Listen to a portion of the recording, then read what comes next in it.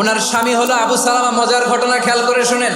উহুদ যুদ্ধের পরে ওনার স্বামী আবু সালামা ইন্তেকাল করলো, শহীদ হলো। উম্মে সালামা রাদিয়াল্লাহু তাআলা আনহা ওনার প্রাণ প্রিয় স্বামী আবু সালামার ইন্তেকালের পরে চোখের পানি ছাড়ে আর পড়ে ইন্না লিল্লাহি ওয়া ইন্না ইলাইহি রাজিউন। যেহেতু বিশ্বনবী বলেছেন কেউ যদি বিপদের প্রথম ধাক্কায় পড়ে ইন্না লিল্লাহি ওয়া ইন্না ইলাইহি রাজিউন, আল্লাহুম্মা আজুরনি ফি মুসিবাতি ওয়া আখলুফ লি খায়রাম মিনহা, তাহলে এই বিপদে যে সে যা হারালো তার চেয়ে শ্রেষ্ঠ কিছু দিয়ে আল্লাহ তার বদল দিয়ে দিবে। এই হাদিস শুনে বারবার এই দোয়া পড়ে, চোখের পানি ছাড়ে আর মনে মনে বলে আবু সালামার মতো ভালো মানুষ মদিনাতে নাই, তার চেয়ে ভালো মানুষ কি করে আল্লাহ তাআলা আমারে দিবে, তার চেয়ে ভালো মানুষ তো আমি মদিনাতে দেখি না। কি আজীব তামাশা, কি অবাক করা ঘটনা।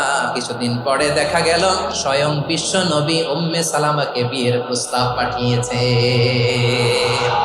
উনি রাজি হয়ে গেলেন, বিয়ে হয়ে গেল, উনি হয়ে গেলেন উম্মুল মুমিনিন, আমাদের মা, পুরো মুসলিম উম্মার মা। চিৎকার করে বলেন আল্লাহু আকবার।